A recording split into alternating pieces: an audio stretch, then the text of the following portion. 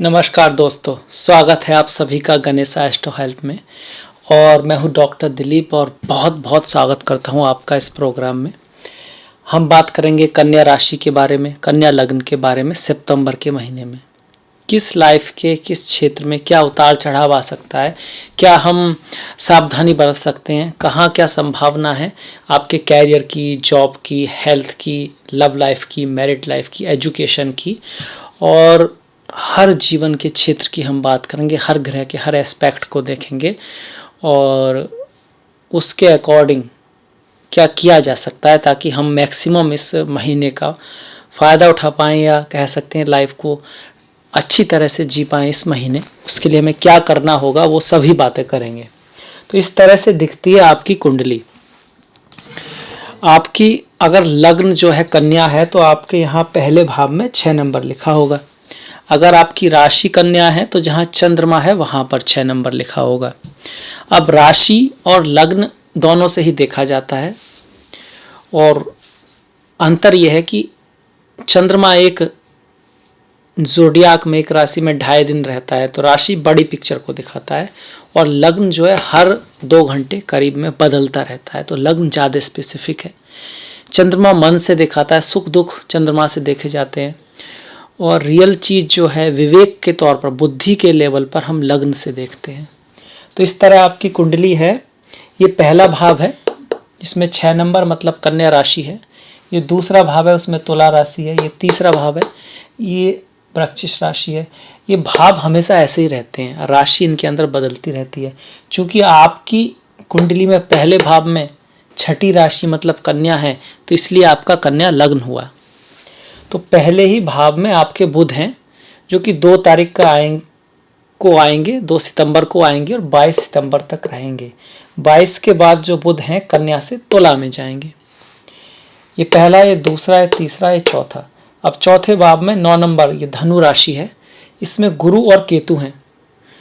ये पूरे महीने ऐसे ही रहेंगे, पर एक अच्छी बात हो रही है कि जो गुरु हैं वो 13 तारीख के बाद मार्गी हो रहे हैं, मतलब रेट्रोगेट से डायरेक्ट हो रहे हैं, वक्री से मार्गी हो रहे हैं। ये बहुत अच्छी खबर है, बहुत अच्छी सिचुएशन है, क्योंकि ये हंस योग, ये जो महापुरुष योग होता है वो बना हुआ आपकी कुंडली में, और उसका जो असली इफेक्ट है वो 13 के बाद ज़्यादा ही आएगा, क्योंकि रेट्रोगेट जब प्लैनेट होता है तो वो अपना उतना इफेक्ट, खास करके जब आर्थिक लेवल पर देखा जाए, उतना वो दे नहीं पाता जितना वो दे सकता है। तो ऐसे में ये आपके लिए बहुत अच्छी खुशखबरी है, क्योंकि ये आपके सप्तम भाव मतलब बिजनेस के भाव के मालिक हैं, घर गाड़ी बंगला उसके मालिक हैं। इसके साथ साथ गुरु जो होता है किसी भी कुंडली में कारक होता है दूसरे भाव का, पंचम का और नवम भाव का और 11 का। तो दूसरे भाव से वो धन संपत्ति और फैमिली सबको दिखाता है। पंचम से वो क्रिएटिविटी को दिखाता है, पूर्व पुण्य को दिखाता है, और आपकी नॉलेज को दिखाता है, विजडम को दिखाता है, डिग्री को दिखाता है। नवम से वो हायर डिग्री को, एजुकेशन को, पिता को, भाग्य को, और 11वें भाव से वो आपके अवार्ड्स को, फुलफिलमेंट ऑफ डिजायर, आपकी कामना पूर्ति को दिखाता है। तो इतना बड़ा महत्वपूर्ण ग्रह अगर वक्री हो तो थोड़ा सा तो हाँ टेंशन था पहले समय पर अब वो ग्रह मार्गी होने वाला है, तो बहुत अच्छी बात है।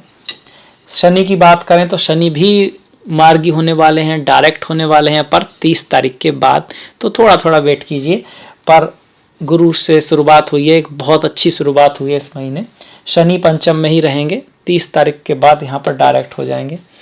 6ठे घर में कोई नहीं है, सप्तम में मीन राशि है, कोई नहीं है। ये अष्टम भाव है, इसमें अष्टम के ही स्वामी मंगल हैं, जो कि 10 तारीख से वक्री होंगे और 13 नवंबर तक माफ़ कीजिएगा वक्री रहेंगे।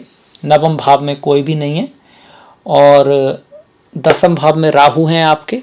23 तारीख को जो राहु हैं वो 10वें से नवम जाएंगे। राहु के ऊपर मैंने एक अलग से वीडियो बनाया हुआ है, राहु केतु महापरिवर्तन, बहुत इंपॉर्टेंट है, तो उसे ज़रूर देखिएगा, क्योंकि राहु का जो ट्रांजिट है वो शनि के बाद सबसे इम्पोर्टेंट है। उसके बाद 11वें भाव में कोई भी नहीं है, और 12वें भाव में सूर्य बैठे हुए हैं। माफ़ कीजिएगा, जो 11वां भाव है उसमें एक्चुअली में शुक्र हैं, जो आपके भाग्य के स्वामी हैं शुक्र। तो ये भी एक अच्छी बात है कि भाग्य का स्वामी जो है लाभ भाव में आया हुआ है।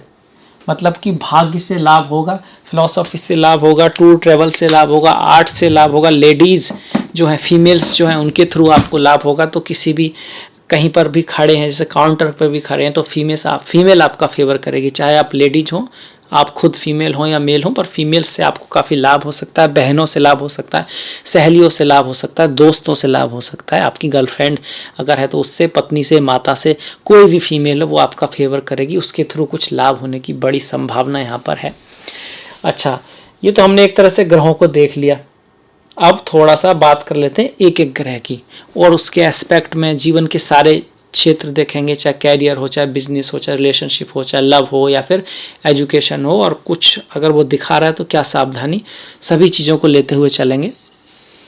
तो सबसे पहले बुध को देखते हैं। तो बधाई हो आपको भाई, लग्न का स्वामी लग्न में ही बैठा है, वो भी भद्र नाम का महापुरुष योग बनाकर। बहुत ही सुपीरियर, बहुत ही कह सकता हूँ, जितने भी कुंडली में योग हैं उनमें से सबसे महत्वपूर्ण अगर इसको कहा जाए तो अतिशयोक्ति नहीं होगी।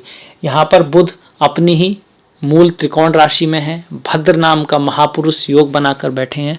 यहाँ उनको दिग्बाला मतलब डायरेक्शनल स्ट्रेंथ भी मिल रही है, और हर तरह से आपकी कुंडली के बहुत शुभ ग्रह हैं। लग्न के स्वामी हैं, दशम के स्वामी हैं। दशम का स्वामी लग्न में आकर अपनी ही राशि में अगर भद्र नाम का महापुरुष योग बनाए तो भाई कैरियर में उन्नति होगी, प्रमोशन होगा, उच्च पद प्राप्ति होगी। बिजनेस में काफ़ी हद तक बहुत अच्छा रहेगा, बिजनेस में बहुत बड़ा कुछ कॉन्ट्रैक्ट आपको हाथ में आ सकता है। रिलेशनशिप के लिए बहुत अच्छा है, शादी के लिए, किसी रिश्ते की शुरुआत के लिए, आपके जीवन में कोई प्रेमिका या प्रेमी आ सकता है। आप किसी से प्रेम करते हैं तो ये वो समय है जब आप कह सकते हैं, खास करके 13 तारीख के बाद जब गुरु भी आपके मार्गी हो जाएंगे। तो बहुत खूबसूरत ये योग बना हुआ है, कभी कभी ऐसा योग बनता है। और सबसे बड़ी बात है कि इस समय में लगभग सारे ग्रह ही ठीक हैं।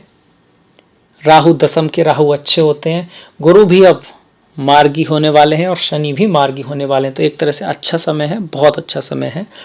और ऐसा अगर किसी का जन्म का हो तो ऐसा व्यक्ति अपनी बुद्धि के लिए, अपने कम्युनिकेशन के लिए, अपनी राइटिंग के लिए और अपनी प्लानिंग के लिए, सेल्स के लिए, मार्केटिंग के लिए, बिजनेस के लिए दुनिया में जाना जाता है। बहुत ही अच्छा योग है। अब जो बच्चे इस महीने पैदा होंगे, अगर उनका वर्गो मतलब कि कन्या लग्न बनता है तो बुध वहाँ पर ऐसा योग बना के बैठेंगे तो बहुत खूबसूरत ये योग आपका बना हुआ है। इसके बाद ये भी दिखाता है कि आपका जो पार्टनर है, जो आपका प्रेमी है या प्रेमिका है, वो और आपके बीच काफ़ी अच्छा रिलेशनशिप रहेगा, फ्रेंडली रिलेशन, फ्रेंड की तरह, एक दोस्त की तरह। आप काफ़ी हद तक बातें शेयर करेंगे, बातें करेंगे, इंजॉय करेंगे और एक अच्छा समय बिताएंगे। आपकी जो पत्नी है, अगर आपकी शादी हो चुकी है तो भी जो पिछले समय पर अगर कुछ खटास चल रही थी लाइफ में किसी भी कारण से, तो इस महीने जो बुध हैं काफ़ी हद तक वो सिचुएशन कवर होंगी। और अगर आपका कोई प्रेमी या प्रेमिका पुराना कोई रूठ गया था तो उसके भी वापस आने की यहाँ पर उम्मीद बनती है। इसके बाद देखिए हम आते हैं दूसरे भाव पर, वहाँ कोई है नहीं, पर इस भाव का जो स्वामी है और नवम भाव का, दोनों भाव का स्वामी जो है वो 11वें भाव में गया हुआ है। तो भैया फैमिली से लाभ होगा, पिता से लाभ होगा, पिता जैसे लोगों से लाभ होगा, भाई बहन से भी लाभ हो सकता है, वाणी के थ्रू लाभ होगा, फिलॉसफी के थ्रू लाभ होगा, डिग्री के थ्रू लाभ होगा। आप पढ़ने कहीं जा सकते हैं, वहाँ आपको उससे लाभ होगा। अगर आपका कोई काम ऐसा है जिसमें वाणी का यूज होता है या चेहरे का यूज होता है, मतलब कि जैसे डेंटिस्ट हो गया, प्लास्टिक सर्जन हो गया, और कम्युनिकेशन हो गया, सेल्स हो गया, मार्केटिंग हो गया, जहाँ आपका चेहरा आपका कह सकते हैं कि आपकी शख्सियत महत्वपूर्ण करती है, ऐसे अगर आप फील्ड में हैं तो आपको लाभ होगा। आर्ट में हैं आप, कलाकार हैं आप, वेडिंग से रिलेटेड आपका कोई काम है, अब वो काम जो है कोरोना की वजह से, इंडिया की नहीं ओवरऑल बात हो रही है, पूरी दुनिया की बात हो रही है, तो ओवरऑल शुक्र से जुड़े हुए काम हैं, उसमें आपको अच्छा बहुत लाभ होने का चांसेस है। डिजाइनर हैं आप, कंप्यूटर डिजाइनर हैं आप, घरों का डिज़ाइन करते हैं या कपड़ों का डिज़ाइन है, किसी भी तरह का खूबसूरती बढ़ाने का काम है तो आपके लिए अच्छा समय है, नो डाउट। और उससे आपको लाभ भी आने वाला है, पैसा भी आने वाला है, खास करके किसी फीमेल के थ्रू, फीमेल बॉस के थ्रू, फीमेल दोस्त के थ्रू या फिर किसी फीमेल रिलेशन के थ्रू कोई भी रिलेशन हो सकता है। अच्छा, अगर हम केतु और गुरु की बात करें जो चौथे भाव में बैठे हुए हैं, अच्छा किसी का अगर जन्म का ऐसा गुरु हो तो ऐसा व्यक्ति बहुत ही बुद्धिमान होता है, दुनिया में बहुत ही दयालु भी होता है और अच्छे कार्यों के लिए जाना जाता है और काफ़ी अचीवमेंट वो लाइफ में प्राप्त करता है। टीचर हो सकता है, प्रोफेसर हो सकता है। अब केतु के यहाँ आने से थोड़ा धार्मिक टीचर हो सकता है, धार्मिक फिलोसोफर हो सकता है, धर्म के प्रति उसकी रुचि होगी और बहुत ही अच्छा कॉम्बिनेशन है। धर्म ध्वजा योग बना हुआ है और गुरु का हंस महापुरुष या हंस कुछ लोग बोलते हैं, महापुरुष योग बना हुआ है। पर 13 तारीख के बाद ज़्यादा अच्छे रिजल्ट देगा। काफ़ी समय से गुरु वक्री हैं। गुरु आपके सप्तम के स्वामी भी हैं। सप्तम का स्वामी चतुर्थ में आना मतलब घर से व्यापार, व्यापार का घर में आना। तो ऐसा व्यक्ति घर पे काफ़ी हद तक शांति कम रहती है, हर टाइम उसके मन में बिजनेस चलता रहता है, पर उस बिजनेस का पर्पज़ और लक्ष्य अच्छा होता है। लोगों के लिए कुछ अच्छा करके वो व्यक्ति धन कमाना या कह सकते हैं अपनी जो लाइफ है उसको चलाना चाहता है, अगर जन्म पत्री में है। और ट्रांजिट में है तो आपको हेल्प करेगा। अगर घर से कुछ कार्य करना चाहते हैं या घर से ही कार्य करना चाहते हैं तो उसमें काम करेगा, या कोई ऐसा बिजनेस जिसमें घर का रोल हो, जहाँ पर मदरलैंड का रोल हो, लोगों का सपोर्ट आपको चाहिए हो, इस तरह का रोल हो, इस तरह का अगर कोई काम है तो उसमें गुरु आपकी सहायता करेंगे, खास करके 13 तारीख के बाद, क्योंकि वो मार्गी हो रहे हैं। गुरु की अगर यहाँ से हम दृष्टि देखें तो पहली दृष्टि सीधी सीधी दसम भाव पर पड़ रही है, जहाँ पर राहु बैठे हैं। तो एक अच्छी बात है एक तरह से। तो राहु की जो एनर्जी है उसको गुरु कंट्रोल कर देंगे। गुरु की जो अच्छी एनर्जी है, जो विजडम है, और केतु भी गुरु के साथ हैं, वो राहु पे आ रही है। तो राहु पर एक कंट्रोलिंग फैक्टर आ रहा है। राहु जो दसम भाव में है, डिप्लोमेटिक बनाते हैं, तेज बनाते हैं, चालाक बनाते हैं, तीव्र बनाते हैं और काफ़ी हद तक व्यक्ति को पावर हंगर भी बनाते हैं। पर गुरु उसको थोड़ा सा कंट्रोल में लाएंगे कि वो पावर की तरफ चाहेगा तो सही, पर सही रास्ते से।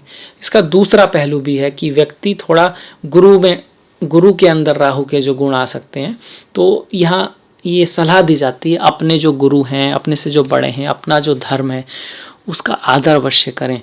उसको पूरा समझे बिना इस निर्णय पर ना जाएं कि वहाँ कुछ अच्छा है। या प्रैक्टिकलिटी का मतलब होता है कि आप उसी बात पे भरोसा करें जो आपको दिख रही है, जो आप समझ सकते हैं।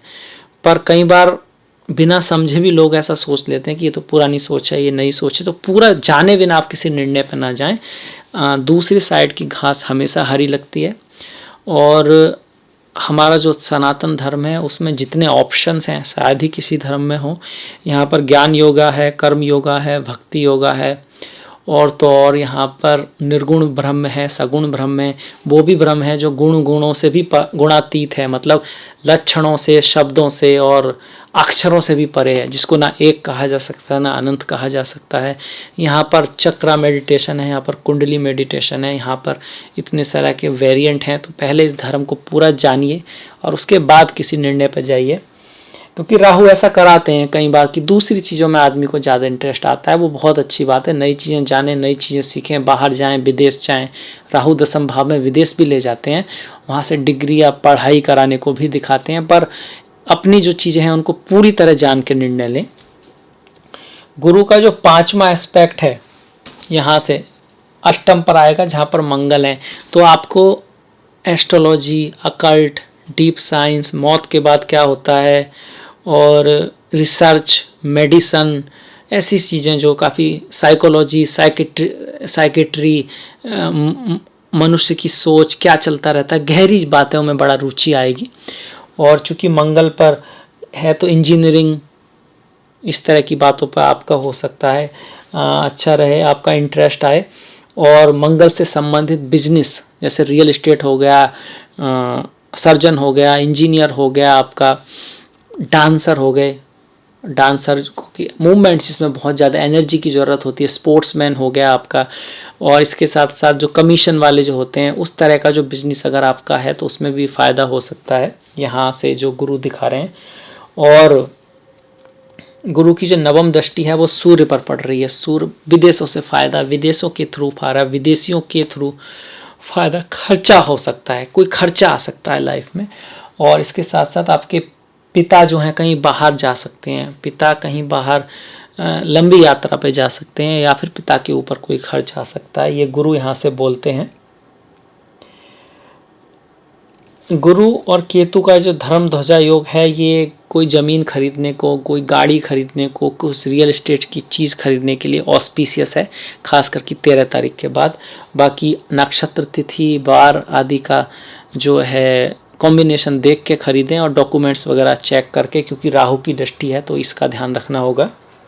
शनि की अगर बात करें तो शनि तो पूरे महीने के एंड में जाकर मार्गी होंगे, वो भी अच्छी बात है, होंगे तो सही, क्योंकि बहुत दिनों से वक्री चल रहे थे। पर शनि यहाँ पर पंचम के स्वामी है, पंचम में है। ऐसे अगर जन्म के होता है किसी का तो व्यक्ति जीवन में काफ़ी बड़ी हाइट पर जाता है, ऊंचाई पर जाता है, धन कमाता है, काफ़ी बड़ा अपना एक एम्पायर खड़ा करता है। हालांकि मैरिड लाइफ हो सकती है उतनी ना हो, या फिर जो पार्टनर हो वो काफ़ी मैच्योर हो, एज में बड़ा हो सकता है या मैच्योर हो सकता है, पर ओवरऑल बहुत अच्छा कॉम्बिनेशन है। इस ऐसे व्यक्ति के बच्चे बाहर विदेश में बहुत अच्छा करते हैं। ये तो हुआ जन्म का अगर आपका है तो, या फिर जो बच्चे पैदा होंगे उनके लिए इस तरह का अगर आपका ये बनता है लग्न, तो शनि यहीं पर आएंगे, तो आप पहले से जान सकते हैं।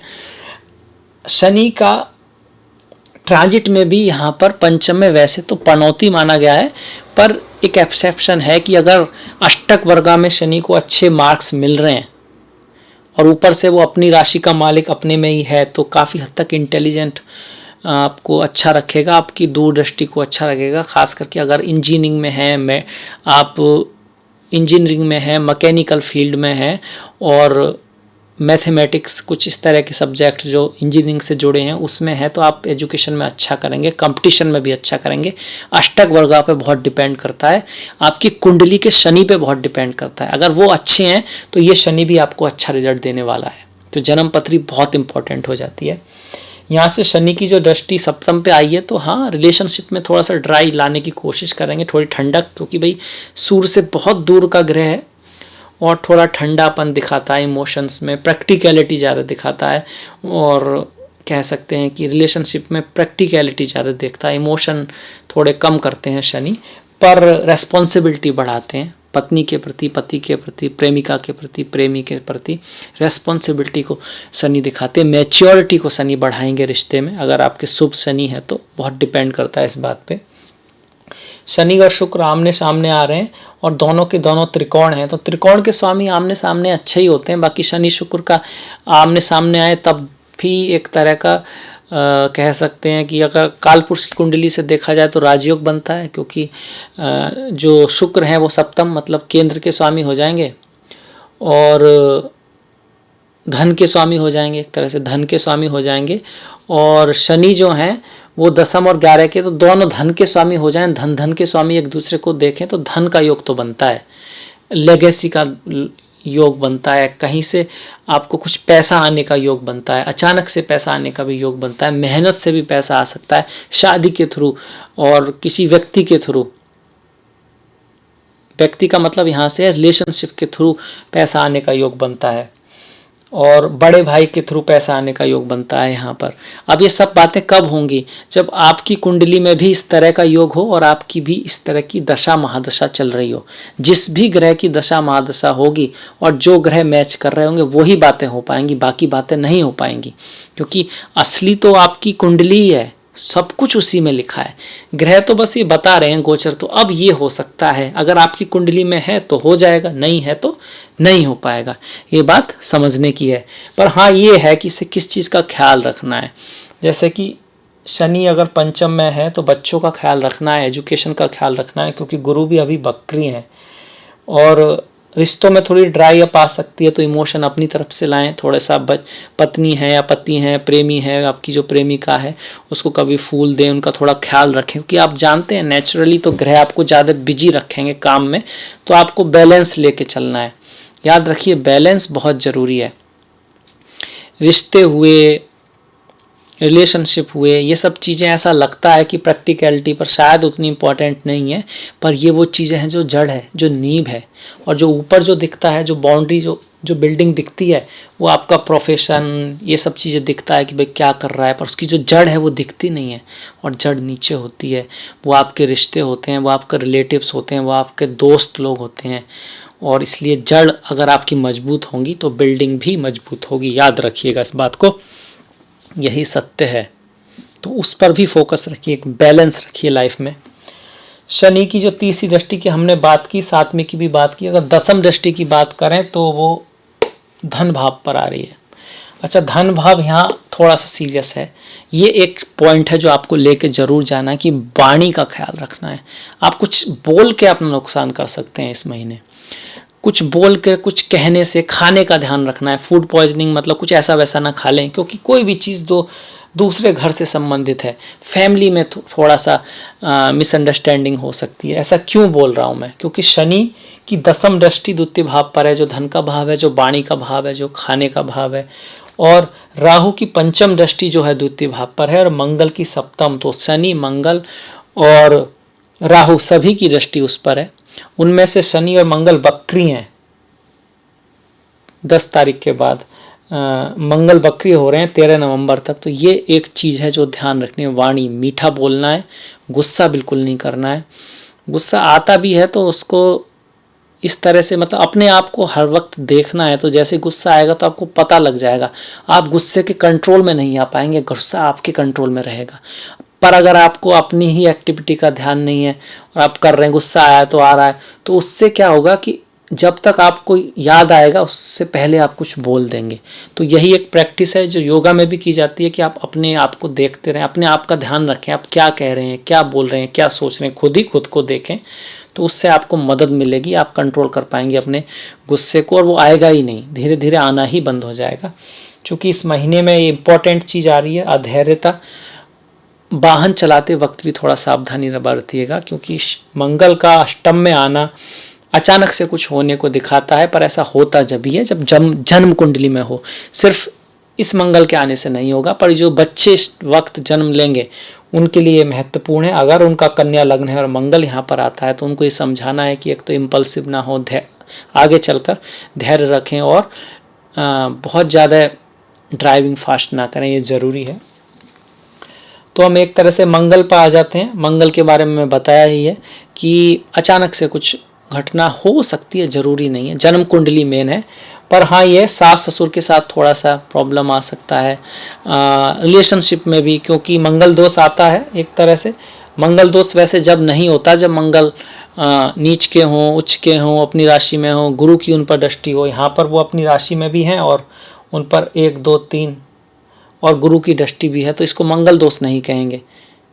हालांकि वो अष्टम है पर ये मंगल दोष नहीं है। हाँ, तो मंगल की हम बात कर रहे थे कि मंगल जो है, यहाँ से अगर हम मंगल की दृष्टियों को देखते हैं तो मंगल की जो चौथी दृष्टि है वो सूर्य पे पड़ रही है, 12वें भाव पर पड़ रही है। और मंगल जो है तीसरे और अष्टम के स्वामी है। अष्टम के स्वामी का अष्टम में होना एक तरह से ये विपरीत राजयोग है। इसको हम सरल नाम का विपरीत राजयोग कहते हैं। तो डिफ़िकल्टी के बाद कुछ अच्छा होता है और एक शुभ है, ये अशुभ योग माना गया है इसको। और मंगल की दृष्टि 12वें घर पे पढ़ने का मतलब ये कि खर्चा आ सकता है कोई, तो उस खर्चा वगैरह आ सकता है। और तो उसके लिए ये है कि आप बचत जो है, आपके पास जो पैसा आएगा, चूँकि बुध बहुत अच्छे हैं, इनकम भी होगी, तो उसको पूरा खर्च ना करें, थोड़ा सा बचा के रखें। कोई अचानक से खर्चा यहाँ पर आ सकता है। मंगल की सीधी दृष्टि वाणी पर है, उसकी बात हमने की। और जो छोटे भाई का जो घर होता है, तीसरा वाला जो पड़ोसी जो लोग होते हैं, उस पर भी मंगल की दृष्टि है। तो मेनली यही है कि भाई गुस्से का और धैर्य का, गुस्सा ना करें, धैर्य से काम लें, शांति से थोड़ा सा अगर आप अपने आप को कंट्रोल में रखते हैं तो बहुत अच्छा महीना है, सब कुछ अच्छा होगा। और एक ड्राइविंग के प्रति थोड़ा सेफ रहें, जब ड्राइविंग करें तो बड़े ध्यान से करें। राहु की बात करें, दसम के राहु हैं, बहुत अच्छा है। गुरु की उन पर दृष्टि है तो शुभ है, उच्च पद प्राप्ति कराएंगे। जाते जाते आपको कुछ प्रमोशन दे के जा सकते हैं। आप काम की तलाश में हैं तो राहु बहुत बार जाते जाते काम दे के जाते हैं, तो बहुत अच्छी बात है। और राहु की यहाँ से जो वाणी के भाव पर दृष्टि है उसकी हम बात कर चुके हैं। धन भाव पर जो दृष्टि है तो मतलब फॉरेन सोर्स से पैसा आ सकता है, क्योंकि राहु फॉरेन चीज़ों को दिखाते हैं। पर यह है कि वाणी का और फैमिली में थोड़ा ध्यान रखना है। राहु की जो चौथे भाव पर दृष्टि है तो गाड़ी, बंगला, ज़मीन खरीदने का जो योग है वो तो अच्छी बात है, पर डॉक्यूमेंट्स को ज़रूर देखें। राहु की जो छठे भाव पर दृष्टि है वो अच्छी है, रोग ऋण शत्रु का विनाश करती है। हालांकि सेहत का ध्यान रखना है, किसी से फालतू के पंगे में नहीं पड़ना है, क्योंकि हालांकि सूर्य की दृष्टि है कि अगर आप लड़ाई कुछ झगड़ा कुछ होता है तो या फिर केस वगैरह कुछ है तो जीत तो आपकी होगी। 16 तारीख तक सूर्य यहाँ पर है, पर फिर भी टाइम वेस्ट होता है, एनर्जी वेस्ट होती है, तो उसके चांसेज ही ना हो, उससे बची जाए तो बहुत अच्छी बात है। राहु के बाद अगर हम शुक्र को देखते हैं तो शुक्र बहुत अच्छा है, सब धन का स्वामी और भाग का स्वामी एकादश में गया हुआ, तो मतलब भाग्य से धन आएगा और वाणी से भी धन आ सकता है। इसका मतलब वाणी के दोनों ही एस्पेक्ट यहाँ पे आ रहे हैं। अगर अपने आप पर आप धैर्य रखते हैं और अपने ऊपर क्रोध को हावी नहीं होने देते हैं और अपनी बुद्धिमत्ता का प्रयोग करते हैं तो उसी वाणी से, उसी से आपको पैसा भी आ सकता है, धन भी आ सकता है, कोई बड़ा उसके कारण कोई प्रमोशन भी हो सकता है, और दूसरी तरफ उसी की वजह से कोई नुकसान भी हो सकता है। तो इन चीज़ों को दोनों आपके ऊपर आता है। इसी को हम फ्री विल कहते हैं कि हाउ, कंडीशन तो सेम ही आएगी, अब आपको उसको यूज किस तरह से करना है, वो आपका रिएक्शन कैसा रहेगा उस पर बहुत डिपेंड करता है यहाँ पर। इसके बाद अगर हम सूर्य की बात करें तो 12 का स्वामी 12 में बहुत अच्छा है। एक तो हिम्मत रहती है व्यक्ति को, जन्म का भी होता है ऐसा व्यक्ति, हिम्मत होता है, अपने आप के उसके अंदर कॉन्फिडेंस होता है, बिलीव होता है कि मैं कुछ भी कर सकता हूँ। तो दूसरे ग्रह का साथ हो तो ऐसा व्यक्ति बहुत ऊपर जाता है, खास करके विदेशों में। यही सिचुएशन यहाँ पर भी है। आप अपने आप को काफ़ी हिम्मत अंदर से एनर्जी वाला फील करेंगे, और अगर आप बाहर हैं, देश से बाहर हैं, तो मल्टीनेशनल कंपनी में हैं या आपका कोई काम विदेशों से रिलेटेड है तो आप बहुत अच्छा कर पाएंगे। अगर अपने देश में है तब भी एक अच्छा कॉम्बिनेशन है, आप इन्जॉय काफ़ी कर पाएंगे, आपके अंदर कॉन्फिडेंस रहेगा, और ओवरऑल जो है आप जो भी काम करेंगे उसमें अपने आप को कंफर्टेबल फील करेंगे। हालांकि यहाँ पर थोड़ा आँखों का, अगर आपको प्रॉब्लम है तो आँखों का थोड़ा ख्याल रखना है, क्योंकि सूर्य अगर सेकंड हाउस में हो, दूसरे भाव में हो या 12वें भाव में हो, आँखों का थोड़ा ख्याल रखना होता है। तो ये तो था हमारा ग्रहों का कब क्या हो सकता है। अगर हम इसको सम अप करें तो एक तरह से कैरियर के लिए अच्छा है, पैसे के लिए भी अच्छा है, बिजनेस के लिए भी अच्छा है, लव लाइफ के लिए भी अच्छा है। कुछ 2-3 बातें हैं, एक तो धैर्य, एक गुस्सा, एक ड्राइविंग करते वक्त थोड़ा सा ख्याल रखना है अपना। ये 2-3 बातें का अगर आप ख्याल कर रखते हैं तो महीना आपका बहुत अच्छा है, बहुत अच्छी तरह से जाएगा। बाकी आपकी 9वें भाव में शुक्र का साइन है, तो माता लक्ष्मी आपके भाग्य की अधिष्ठाती हैं। तो ओम श्रीम नाम का एक मंत्र होता है, उसे अगर आप जाप करते हैं, या फिर शुक्रवार वाले दिन बच्चियां जो होती हैं जो कि वो शुक्र को दिखाती हैं, उनको खाना खिला दें या उनके लिए कुछ अच्छा करें तो हमेशा आपके लिए लकी रहेगा।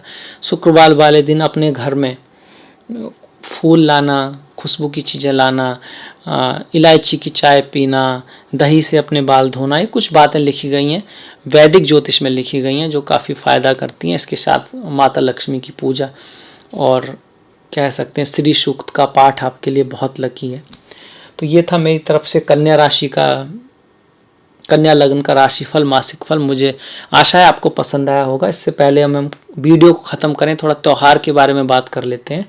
13 तारीख की इंदिरा एकादशी है, 27 की सितंबर की पद्मनी एकादशी, 1 सितंबर की अनंत चतुर्दशी है हमारी, और 2 सितंबर की भद्रा पूर्णिमा है।